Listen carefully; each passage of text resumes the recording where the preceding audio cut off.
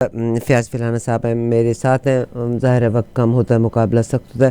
فیاض بھائی، ظاہر ہے آج جماعت اسلامی نے بھی اپنی ریزرویشن کا اظہار کر دیا ہے کہ، اور اس سے پہلے ایم کیو ایم نے بھی کیا ہے کہ جو مردم شماری کے رزلٹس جو ہیں وہ غیر تسلی بخش ہیں. حیرت ہے کہ جب سے پاکستان بنا ہمیشہ مردم شماری کے لیے پاکستان فوج نے اپنی سروسز دی تھیں، مگر 2017-18 میں جب یہ مردم شماری ہوئی تو ایک پرائیویٹ فرم کی سروسز حاصل کی گئی تھیں، اور جن کے لحاظ سے 28.6 ملین پاپولیشن ریکارڈ کی گئی. ویئر ایز بعد میں اس کی بہت ساری غلطیاں نکلیں کہ ایک 2 بیڈ روم کے اپارٹمنٹ میں 500 لوگ رجسٹر کیے ہوئے ہیں، اور کہا جاتا ہے کہ 32 کروڑ کے قریب اس وقت آبادی ہے.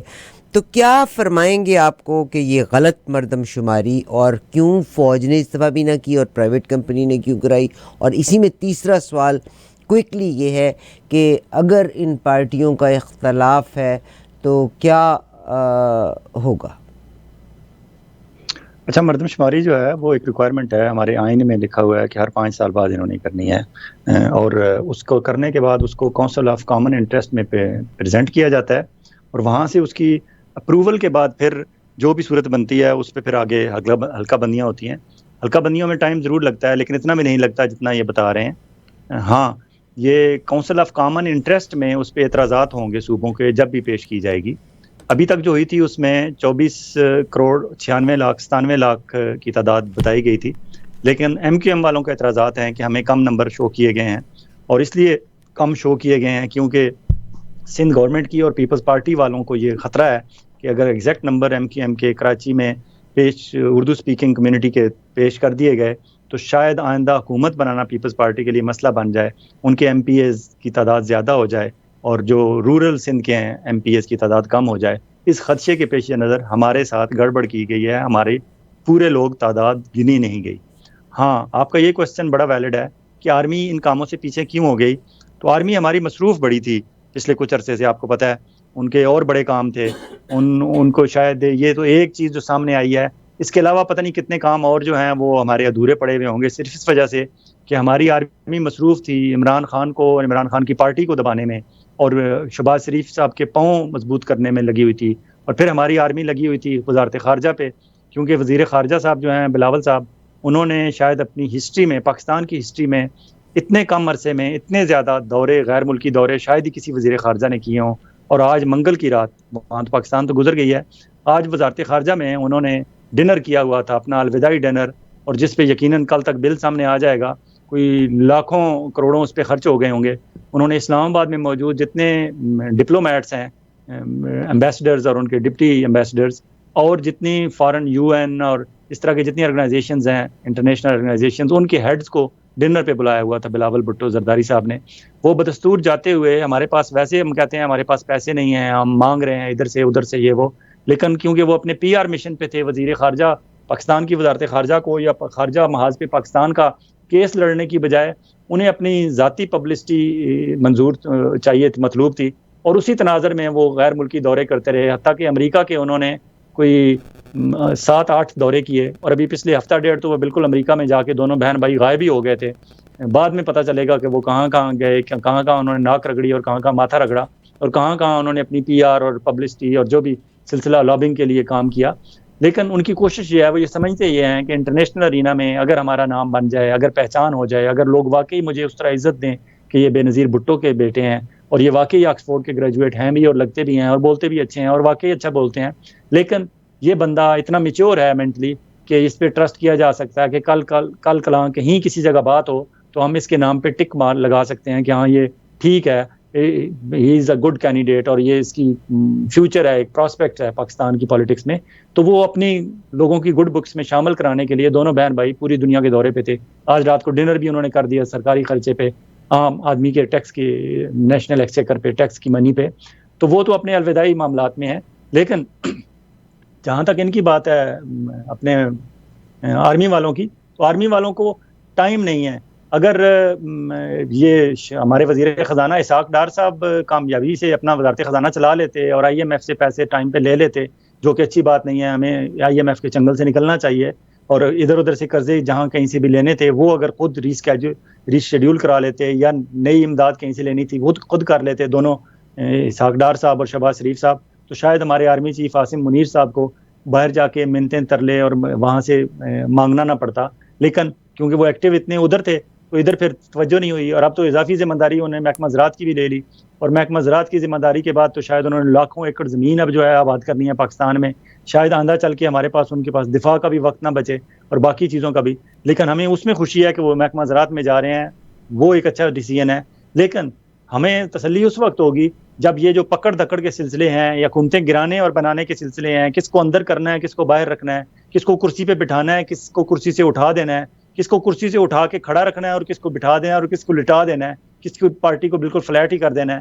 ان کاموں سے جب وہ تھوڑے سے فارغ ہوں گے تو پھر شاید وہ ہماری باقی کاموں میں مردم شماری میں اگر ان کی ضرورت ہے ہمیں تو شاید وہاں ہماری ہیلپ کر سکیں. فی الحال تو وہ بزی بہت تھے دیگر کاموں میں. بہت شکریہ. مگر یہ 2017 میں جو سینسس ہوا تھا یہ تو نواز شریف صاحب کا دور تھا, مردم شماری جو ہوئی تھی, اور میرا خیال ہے تب یہ عمران خان کے پیچھے لگے ہوئے تھے کہ اس کو پارٹی کو نکال کے بعد توڑ پھوڑ کا سلسلہ ہی جاری رہتا ہے. ایک اور میری ریزرویشن ہے سر, یعنی ہمارے ملک میں نا یہ جو ڈائیورٹ کرنے کی جو معاملہ ہے نا یہ بہت زیادہ اسٹرانگ ہے. اب الیکشن سر کے اوپر کھڑا ہے, آپ کی حکومت 5 دن پہلے آپ 12 کو بھی ڈیزالو کر سکتے ہیں, میرا خیال ہے یہ 7, 8, 9 کو ڈیزالو کرنے جا رہے ہیں, صرف وہ 30 دن کا مارجن دوسری طرف لینے کے لیے کہ 60 نہیں 90 دن میں الیکشن ہو. They play with the people mind. این اسی وقت میں جناب جماعت اسلامی نے اپنا نیا پنگا کھڑا کر دیا کہ پاکستان کا بینکاری کا نظام غلط ہے, سود نہیں. پوری دنیا سے آپ قرضہ مانگتے ہو, سود مانگتے ہو, چلتا آپ کا ملک سود پہ ہے, اپنے ملک سے آپ کا ڈالر کنٹرول نہیں ہو رہا, تو لگے ہیں یہ دنیا کو کنٹرول کرنے. اس کے بارے میں کیا کہیں گے آپ؟ اچھا, جماعت اسلامی کی جہاں تک بات ہے نا, جماعت اسلامی کو کیونکہ کراچی میں تھوڑا سا لوگوں نے ووٹ دیا ہے بلدیاتی انتخابات میں, تو جماعت اسلامی والے سمجھتے ہیں کہ شاید یہ ہمارا دوبارہ ہماری نشاط الثانیہ کا وقت آ گیا ہے, ہم شاید دوبارہ سر اٹھا سکتے ہیں, ریپبلک میں ہمارا ووٹ ہے. بالکل ان کا ووٹ ہے, لیکن 2-4 سیٹوں سے زیادہ ان کا ووٹ نہیں ہے. اور یہ الیکشن کا سیزن آنے والا ہے تو انہیں کچھ تو چاہیے اپنے الیکشن سٹنٹ کے لیے, الیکشن کے لیے, پبلک میں جانے کے لیے, بات کرنے کے لیے. تو وہ اس طرح کی بات کریں گے اور وہ ان کا حق بھی ہے, ان کے منشور میں ہے اگر اس پہ بات کرنا اور اس پہ کام کرنا تو بالکل کریں, اچھی بات ہے. لیکن دیکھنا یہ ہے کہ ہماری بڑی میجر جو پولیٹیکل پارٹیز ہیں کیا وہ اس طرف کوئی کام کر رہی ہیں؟ بالکل نہیں کر رہی. عمران خان صاحب کی حکومت تھی, اس وقت موسٹ پاپولر گورنمنٹ ہے, موسٹ پاپولر لیڈر بھی ہیں اور پارٹی بھی ہے, لیکن ان کی گورنمنٹ رہی اتنا عرصہ, انہوں نے اس پہ سود کے خاتمے پہ کام نہیں کیا. ہاں البتہ انہوں نے رحمت للعالمین اتھارٹی پہ جو کام شروع کیا تھا وہ ٹھیک تھا, انہوں نے لنگر خانے جو شروع کیے تھے وہ ٹھیک تھا, انہوں نے جو دوسرے احساس پروگرام شروع کیا تھا وہ ٹھیک تھا.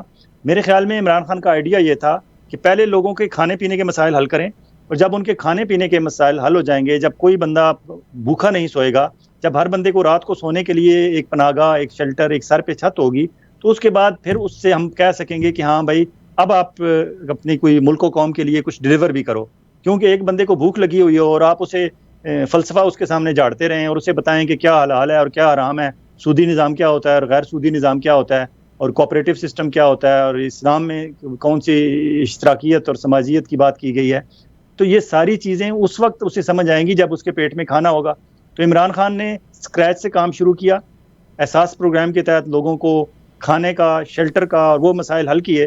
اب اس سے آگے وہ بڑھنا چاہتے تھے, تو جو ہماری چاہے وہ انٹرنیشنل ہیں یا لوکل سامراج ہے, ان کو یہ لگا یہ بندہ تو بہت گراس روٹ سے لے کے چل رہا ہے, اور اگر واقعی پاکستان کے 25 کروڑ عوام اس کے ساتھ کھڑے ہو گئے تو یہ تو آگے چل کے بہت خطرناک ثابت ہوگا.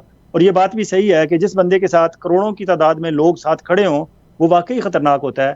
اب دیکھیں وہ پچھلے اتنے عرصے سے کھڑا ہے تو صرف اس بات پہ کھڑا ہے کہ وہ ایک ضدی ہے اور اپنا سمجھتا ہے کہ میں جو میرا موقف ہے میں ٹھیک ہوں اس پہ, اور ایک وہ کہتا ہے میرا اللہ پہ توکل ہے کہ جو میں اندر, جس رات میں نے اندر ہونا ہے اس رات ہی میں نے اندر ہونا ہے, جس رات میں نے باہر ہونا ہے میں نے باہر ہونا ہے, اور جب میری زندگی ختم ہونی ہے اس دن میری ختم ہو جانی ہے, کوئی مجھے بچا نہیں سکتا. اور وہ کہتا ہے کہ یہ جتنے مجھ پہ اٹیک ہوئے ہیں, اگر مجھے ان سیکورٹی گارڈز نے یا ان لوگوں نے تو نہیں بچایا, مجھے تو بچایا تو اللہ نے بچایا, اور آئندہ بھی بچائے گا تو اللہ ہی بچائے گا. اور اگر میری زندگی ختم ہونی ہے یا اسی جدوجہد میں ہی میں نے اس جدوجہد کی نظر ہونا ہے تو ٹھیک ہے, اٹس اوکے. تو اس کا ایک فیتھ ہے اور اس کی ایک کمٹمنٹ ہے, اسی وجہ سے لوگ اس کے ساتھ کھڑے ہیں. ادروائز وہ ڈائریکٹلی تو لوگوں کو چائے کے ساتھ بسکٹ بھی نہیں دیتا. یہ اس کی جن لوگوں نے اس کے پاس جا کے چائے پی ہے وہ اس بات کی گواہی دیتے ہیں کہ وہ واقعی بسکٹ نہیں پوچھتا. تو اس بندے سے کوئی ڈائریکٹ فائدہ تو کسی کو نہیں ہوا. ہاں فائدے جن لوگوں نے اٹھائے ہیں, فار ایگزامپل عثمان بزدار ہے, فرا گوگی ہے, اس طرح کے جو کریکٹر ہیں جن کے بارے میں کہا جاتا ہے, اور اسپیشلی جو ایک چیف سیکرٹری تھے پنجاب کے, ٹی کے انہیں کہا جاتا تھا, طاہر خورشید ان کا نام تھا, چیف سیکرٹری تھے پنجاب کے, کہ وہ ٹیکے لگاتے ہیں, کہ وہ ہر فائل میں سے اپنا ٹیکا لگا کے خون نچوڑ لیتے ہیں, وہاں سے پیسے بناتے ہیں. ٹیکے ان کا نام تھا. تو ٹیکے صاحب کی عمران خان کے پاس کمپلینٹ آئی کہ اس ٹیکے کو یہ کرپشن کر رہا ہے پنجاب پہ عثمان بزدار کے ساتھ مل کے. تو عمران خان نے فوراً آرڈر کیا کہ ہاں اسے ہٹا دیا جائے. اسے ہٹا دیا گیا, اور پھر کچھ عرصے بعد اس نے پھر کہیں سے سفارش کرائی, اور کہا جاتا ہے کہ عمران خان کے گھر سے مبینہ طور پر سفارش بشرا بیگم کی سفارش تھی. پھر اسے پرنسپل سیکرٹری لگا دیا گیا عثمان بزدار کا. تو یہ اس طرح کے ٹیکے لگے تو ہیں.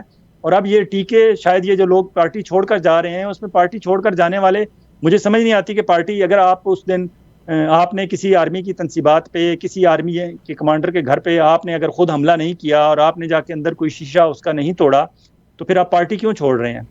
پارٹی یا تو آپ نے خود جا کے ایسا کوئی کام کیا, مظاہرہ کیا آپ نے سڑک پہ کھڑے ہو کے نعرے لگائے, آپ نے عمران خان کی گرفتاری کی مذمت کی, وہ آپ کا حق ہے, آپ کر سکتے ہیں, جو عمران خان کا سٹانس بھی ہے کہ ہم کر سکتے ہیں. اور کہیں ایسی نہیں لکھا ہوا کہ کور کمانڈر کے گھر کے سامنے نہیں جا سکتے یا جی ایس کیو کے سامنے نہیں جا سکتے.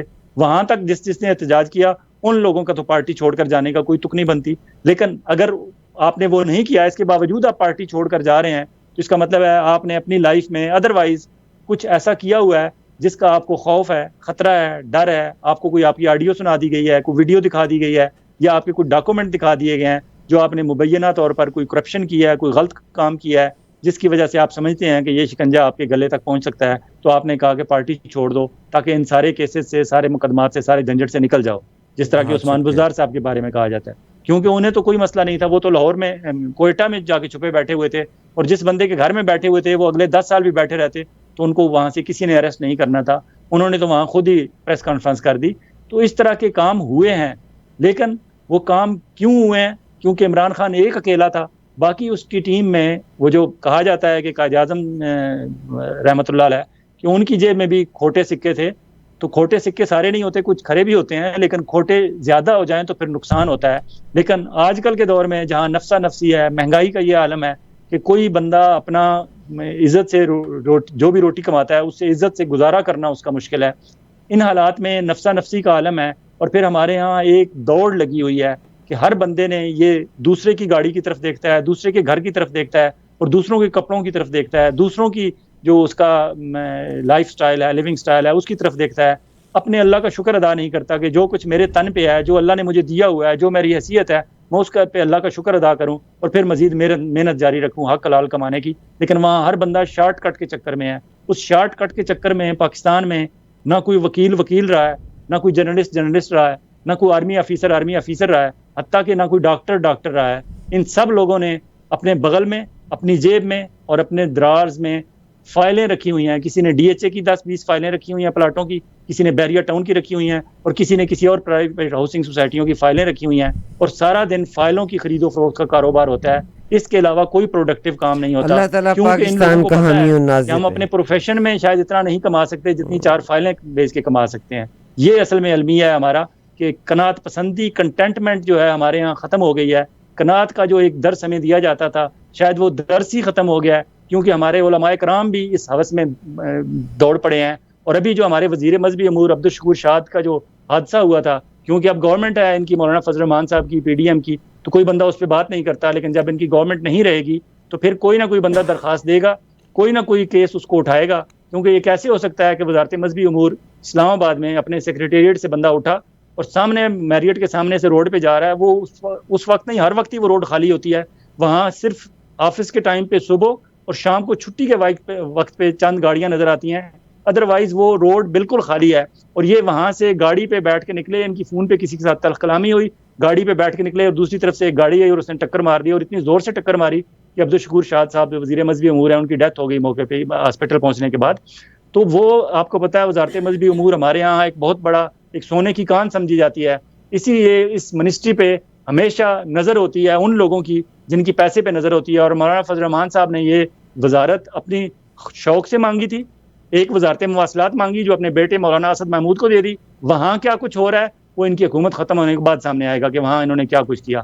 اسی طرح وزارت مذہبی امور میں کیونکہ عبدالشکور شاد کے بارے میں کہا جاتا ہے کہ وہ ابھی بھی کچے مکان میں رہ رہا تھا, اسٹریٹ فارورڈ آدمی تھا, اس نے شاید کسی مافیا کے جو وزارت مذہبی امور میں حج اور عمرہ کا مافیا ہے ان میں سے کسی کی بات نہیں مانی تھی عبدالشکور شاد نے, اس لیے اسے گاڑی روڈ ایکسیڈنٹ میں مار دیا گیا. اور اس کے بعد یہ وزارت پھر بھی مولانا صاحب نے اپنے ہاتھ سے نہیں جانے دی. پھر وزارت یہ مولانا صاحب نے اپنے ایک اور قابل اعتماد ساتھی طلحہ محمود, سینیٹر طلحہ محمود کے حوالے کر دی, اور سینیٹر طلحہ محمود اب وہ وزارت مذہبی امور چلا رہے ہیں. اور ابھی سعودی عرب میں بتایا جاتا ہے کہ وہاں کوئی گڑبڑ ہو گئی تھی تو انہیں تھانے تک بھی جانا پڑا طلحہ محمود کو. اس کہانی, اس سٹوری کو بھی دبا دیا گیا ہے. عبدالشکور شاد کی ہلاکت کہیں, جہاں بھاگ ہونے کو کہیں, شہادت کہیں, پتہ نہیں کیا کہتے ہوں گے جے یو آئی والے. جو جے یو آئی والے کہتے ہیں میں ان کی خوشی کے لیے میں بھی وہی کہہ دیتا ہوں, اگر وہ شہادت کہتے ہیں تو میں بھی شہید کہہ دوں گا. اس کے واقعے کو دبا دیا گیا. اور پھر ابھی سینیٹر طلحہ محمود جو موجودہ وزیر مذہبی امور ہیں, ان کے ساتھ سعودی عرب میں کیا ہوا اس واقعے کو بھی دبا دیا گیا. لیکن یہ سارے واقعات آئیں گے جب ان کی حکومت نہیں رہے گی. جب حکومت نہیں رہے گی تو آپ کو پتہ چلے گا کہ پچھلے 1 سال کے دوران انہوں نے کیا کیا کیا.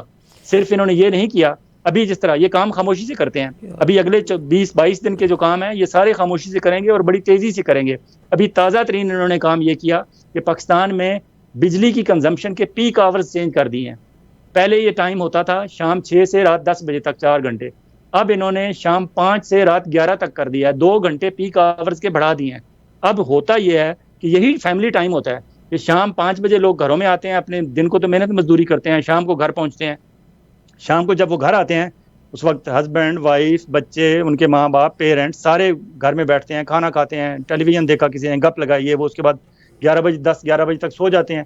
اب آپ نے اس فیملی ٹائم میں ان کی جو الیکٹرسٹی کے چارجز تھے ان کو انہوں نے بڑھا کے, یہ 34 روپیز تھے پہلے پر یونٹ, تو اس کو 49 روپیز اینڈ 35 سینٹ کر دیا ہے پر یونٹ 34 سے بڑھا کے 49 کر دیا ہے.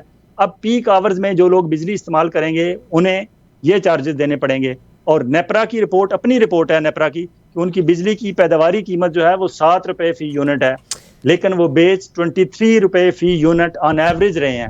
سر پھر انہوں نے اپنے کفن میں تابو, اپنے کفن میں خود کیل ٹھونکا ہے. مزہ تو پھر ہے نا کہ اب لوگ ووٹ نہ دیں ان کو, لوگوں نے بھی پھر جا کے انہیں کو ووٹ دیں. جنہیں ہو رہی ہے نا ووٹوں کی وہی جمع تفریق ہو رہی ہے کہ کہاں سے کتنی سیٹیں کس پارٹی کو, کہاں سے سیٹ ایڈجسٹمنٹ ہونی ہے کہاں.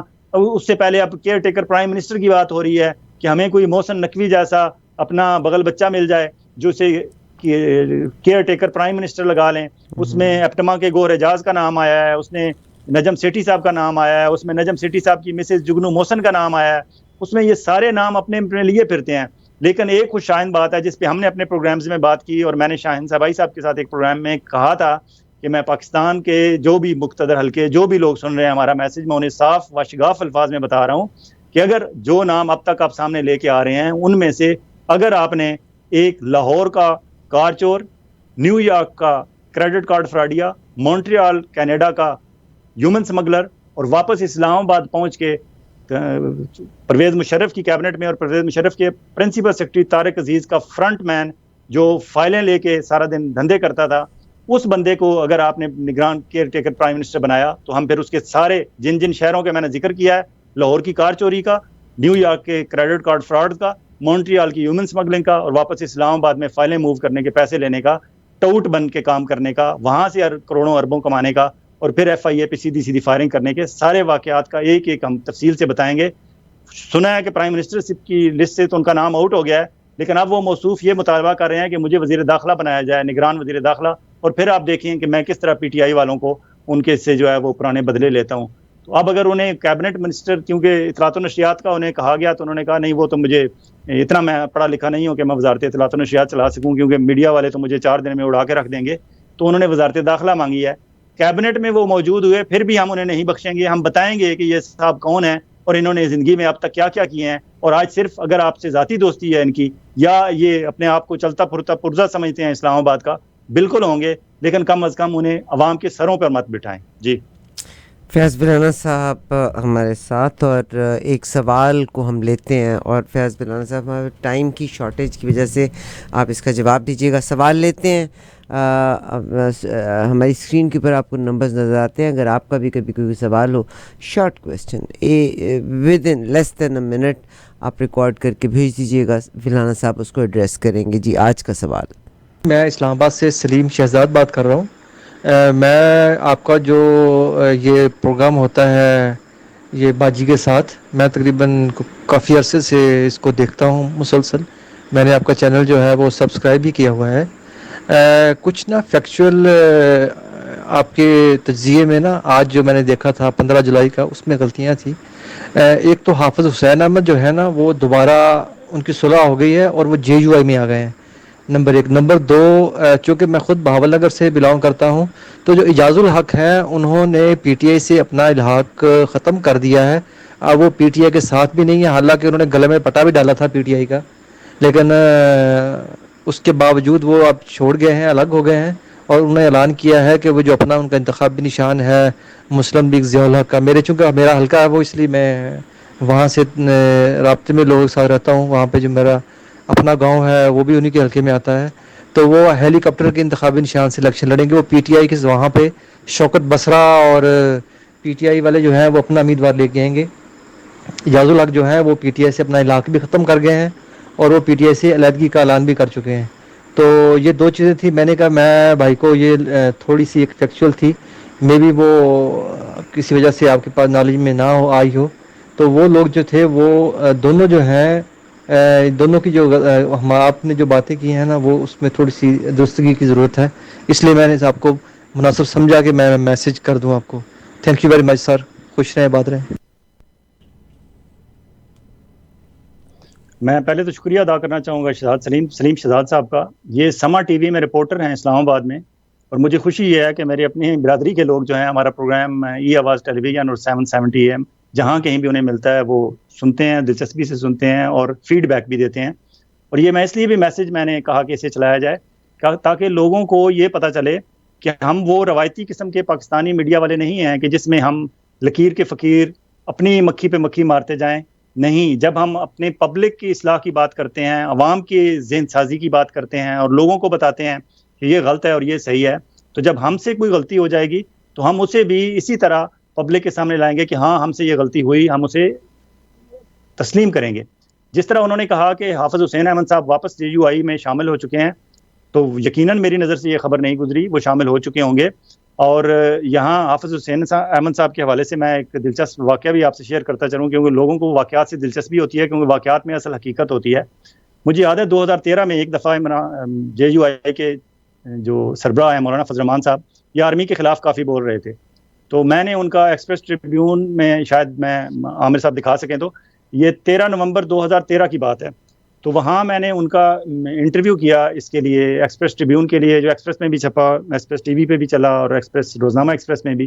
تو اس میں مولانا فضل الرحمان صاحب نے انٹرویو سے پہلے ایسے گپ شپ کے دوران میں نے انہیں کہا کہ آپ نے حافظ حسین احمد صاحب کا زیادتی کی ہے, آپ انہیں واپس کیوں نہیں لیتے, بہت اچھے آدمی تھے وہ اور بہت اچھا بولتے ہیں, اور آپ کی اطلاعات کا محکمہ آپ کا جو ہے اس کو صحیح سنبھالے ہوئے تھے, اور ان کی پی آر بھی ہے میڈیا والوں کے ساتھ, تو آپ ان کے ساتھ زیادتی کر رہے ہیں. تو مولانا فضل الرحمان صاحب کا پہلا تبصرہ یہ تھا, انہوں نے کہا کہ اچھا پھر آپ کے دوست نے آپ کے ساتھ میری شکایت لگا دی. اب مولانا صاحب مجھے سمجھ رہے ہیں کہ میں حافظ حسین احمد صاحب کا دوست ہوں اور میں شاید اس لیے بات کر رہا ہوں, حالانکہ میں نے تو ویسے بات کی کہ آپ کی پارٹی کے ایک اچھے آدمی تھے, آپ نے انہیں کیوں سائڈ پہ کیا ہوا ہے, ان کے ساتھ زیادتی کر رہے ہیں آپ مولانا صاحب سے. میں نے انہوں نے کہا اچھا آپ کے دوست نے پھر میری شکایت لگا دی آپ کے سامنے.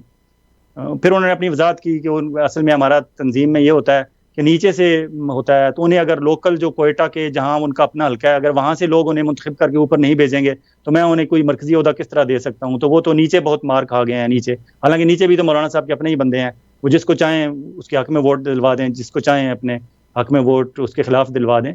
تو مولانا صاحب نے یہ کہا. اب دوسرے دن میں نے کہا کہ میں حافظ حسین احمد صاحب سے بات ہوگی تو میں انہیں ایکسپلین کروں گا. وہ تو یہ کہہ رہے ہیں کہ آپ نیچے سے ہی منتخب ہو کے نہیں آئے, لیکن ہمارا دکھ دیکھیں جرنلسٹوں کا, ہمارا المیہ دیکھیں. میرا فون کرنے سے پہلے اگلے دن حافظ حسین احمد صاحب کا مجھے فون آ گیا. مجھے کہتے ہیں کہ ہاں بڑا انٹرویو کیا آپ نے اپنے دوست کا, کیونکہ انہوں نے یہ انٹرویو دیکھ لیا تھا. انہوں نے کہا آپ نے اپنے دوست کا بڑا انٹرویو کیا. میں نے کیا لگایا, میں نے کہا حافظ صاحب آپ مجھے مولانا فضل الرحمان صاحب کا دوست کہہ رہے ہیں, اور مولانا صاحب سے جب میں نے بات کی تو انہوں نے مجھے آپ کو مجھے میرا دوست کہا. تو مجھے بتائیں کہ میں دوست ہوں کس کا ایکچولی, اور آپ دل سے مجھے دوست کون مانتا ہے. ہوتا یہ ہے کہ ہم میڈیا والوں کا یہ مسئلہ ہوتا ہے کہ ہم جس کے حق میں بولتے ہیں وہ سمجھتا ہے، جس کے خلاف بولتے ہیں وہ سمجھتا ہے کہ میں اس کے مخالف کا دوست ہوں، حالانکہ نہ ہم ان کے دوست ہیں نہ ان کے دوست ہیں. تو حافظ حسین احمد سے بہت عرصہ میرا رابطہ نہیں ہوا، مے بھی وہ چھوڑ کے واپس آ گئے ہوں جے یو آئی میں. سلیم شہزاد صاحب کا شکریہ کہ شہزاد سلیم صاحب کا کہ انہوں نے وضاحت کر دی. اعجاز الحق صاحب کا لیٹسٹ آخری جو میں نے دیکھا تھا وہ وہی تھا، وہ جو پٹے والی بات تھی. پٹا عمران خان نے ان کے گلے میں ڈالا تھا، شاید مضبوطی سے نہیں ڈالا تھا. تو عمران خان صاحب سے کہیں گے کہ جس کے گلے میں بھی آئندہ پٹا ڈالیں مضبوطی سے ڈالیں تاکہ پٹا ایسا ہو کہ دوبارہ بندہ نکل نہ سکے. ہاں اعجاز الحق صاحب نے اگر اپنے آپ کو ڈسٹنس پہ کیا ہے تو شاید وہ تو اس حد تک کمزور آدمی ہے. میرا اگر تبصرہ انہوں نے سنا تو مجھ سے ناراض ہوں گے، میرے اچھے تعلقات سے ان کے. وہ تو اس حد تک کمزور آدمی ہے کہ جب لال حویلی والا واقعہ ہوا تھا، لال حویلی کے عمران خان اس کو شیخ رشید کو اریسٹ کر لیا گیا تھا اس میں کلاشنکوف کیس میں، اور انہیں بہاولپور جیل بھیج دیا گیا تھا. تو کیونکہ اعجاز الحق راولپنڈی میں اس وقت مسلم لیگ نون کے تھے، تو اعجاز الحق صاحب نے 2 4 6 10 دن بعد انہوں نے کہا کہ میں لال حویلی کے سامنے جلسہ کروں گا تو میں دیکھوں گا کس طرح پیپلز پارٹی کی اس وقت گورنمنٹ تھی کس طرح میرے خلاف کرتے ہیں یہ وہ. تو وہ لال حویلی کے باہر انہوں نے بہت بڑا جلسہ کیا. اعجاز الحق صاحب نے سٹیج پہ کھڑے تھے، میں ان جرنلسٹوں میں تھا کیونکہ ویسے تو ہم سائڈ پہ ہوتے ہیں، ہمارا میڈیا کا ہوتا ہے، لیکن اس دن دھکم پہل اتنی تھی کہ ہم مین سٹیج پہ اوپر چڑھ گئے، سٹیج تک پہنچ گئے ہم. اور میں اعجاز الحق صاحب کے بالکل پیچھے 2 قدم پیچھے کھڑا تھا. اعجاز الحق صاحب نے سپیچ کرتے ہوئے اچانک ایک دم پیچھے ہاتھ کیا. ان کے ذہن میں پلان تھا، انہوں نے اپنے گارڈ وارڈز کو بتایا ہوا تھا. انہوں نے کہا کہ یہ دو مجھے کلاشنکوف، ایسے پیچھے ہاتھ کیا. ہم سب حیران رہ گئے کہ یہ کیا بات کر رہے ہیں. انہوں نے اپنے گارڈ سے کلاشنکوف پکڑی اور کلاشنکوف ہم نے اپنی آنکھوں سے دیکھی کہ ریئل کلاشنکوف تھی. انہوں نے کلاشنکوف ایسے ہوا میں لہرائی اور انہوں نے کہا یہ دیکھو یہ میں کلاشنکوف میں نے پکڑی ہوئی ہے، بناؤ میرے خلاف کیس، پکڑو مجھے، پکڑ سکتے ہو تو. یہ انہوں نے سپیچ کی اور بڑا جذباتی ماحول، لوگوں نے بڑی تالیاں بجائیں کہ بڑا بہادر آدمی ہے اعجاز الحق. تو بات ختم ہو گئی. شام کو ان کے خلاف کیس ہو گیا اس کا کلاشنکوف لہرانے کا. جب کیس ہوا تو پکڑ کے لے گئے تھانے والے. اب وہ پنڈی تھانے میں تھے اور 2 4 دن بعد جب عدالت میں انہیں پیش کیا گیا تو انہوں نے کہا کہ وہ کلاشنکوف جو میں نے لہرائی تھی وہ کلاشنکوف نہیں تھی، وہ تو کھلونا تھی. تو وہ کھلونا کلاشنکوف تھی. حالانکہ ہم وہ لوگ ہیں، میں بتا رہا ہوں، میں 2 قدم پیچھے کھڑا تھا، میں نے اپنی آنکھوں سے دیکھا تھا کہ وہ ریئل کلاشنکوف تھی. لیکن جب ان کے نزدیک ہیٹ آئی تو انہوں نے کہا وہ کھلونا کلاشنکوف تھی. ایک اور اسی واقعے میں دلچسپ کام یہ ہوا تھا کہ پنڈی پولیس والوں نے ہمیں بتایا کہ ہم اسے پکڑ کے تو لے آئے ہیں اعجاز الحق کو، لیکن ساری رات ہمیں جو ہے سفارشیں آتی رہی ہیں. تو ہم نے کہا کون سفارشیں کر رہا تھا اور کیا سفارشیں تھیں؟ انہوں نے کہا جی پنڈی کے جو جرنیل ہیں، ظاہر جرنیل تو ہمیشہ طاقت میں ہوتے ہیں، تو بیگم شفیقہ ضیاء الحق پنڈی جرنیلوں کو کالیں کر رہی تھیں. اور کیونکہ ان کی مسز جو ہیں وہ ایئر چیف مارشل اس کے انور شمیم کی، وہ تو وہ وہاں سے بھی کالیں آ رہی تھیں اور ہمیں ہر طرف سے آرمی سے پریشر تھا. تو ہم نے ان سے پوچھا کہ آپ کیوں بار بار اپروچ کرتے ہیں، تو پریشر کا مطالبہ کیا ہے، ہم اسے چھوڑ تو نہیں سکتے، اس نے تو کلاشنکوف لہرائی ہوئی ہے اور اس کا کیس ہوگا اور کورٹ میں پیشی ہوگی. انہوں نے کہا سفارش صرف اتنی تھی کہ ان کا پیٹ لوز ہے، انہیں واش روم بار بار جانا پڑتا ہے، تو انہیں جس چارپائی پہ آپ نے لٹایا ہوا ہے وہ چارپائی ذرا واش روم کے قریب کر دیں، واش روم کافی دور ہے، اتنی سی سفارش ہے.